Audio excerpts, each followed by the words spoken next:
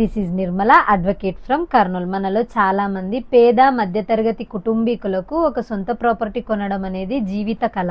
అయితే ఎంతో కష్టపడి ఇష్టపడి వాళ్ళు కొన్న ప్రాపర్టీకి సంబంధించిన ఒరిజినల్ డాక్యుమెంట్స్ గనక పోగొట్టుకున్నట్టయితే ఏం చేయాలి?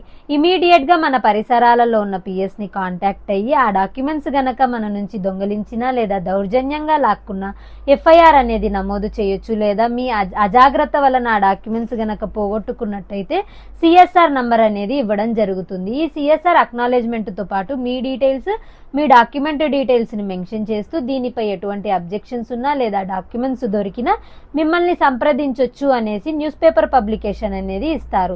మీరు న్యూస్ పేపర్ పబ్లికేషన్ ఇచ్చినప్పటికీ సర్టెన్ ఎంక్వైరీ జరిగినా మీ డాక్యుమెంట్స్ అనేటివి దొరకనప్పుడు మీకు మిస్సింగ్ డాక్యుమెంట్ సర్టిఫికేట్ అనేది జారీ చేస్తారు. అయితే మీరు ఎక్కడైతే మీ ఒరిజినల్ డాక్యుమెంట్ ని ఉపయోగిస్తారో వాటి స్థానంలో ఈ సర్టిఫికేట్ తో పాటు certified copy of your document, ఒక అఫిడవిట్, అదే విధంగా న్యూస్ పేపర్ పబ్లికేషన్ అనేది బ్యాంకులో కావచ్చు, కోర్టులో కావచ్చు, లేదా మీరు రిజిస్ట్రేషన్ జరిపే సమయంలో సబ్ రిజిస్ట్రార్ ఆఫీస్లో కావచ్చు, వీటిని ఉపయోగించుకోవచ్చు.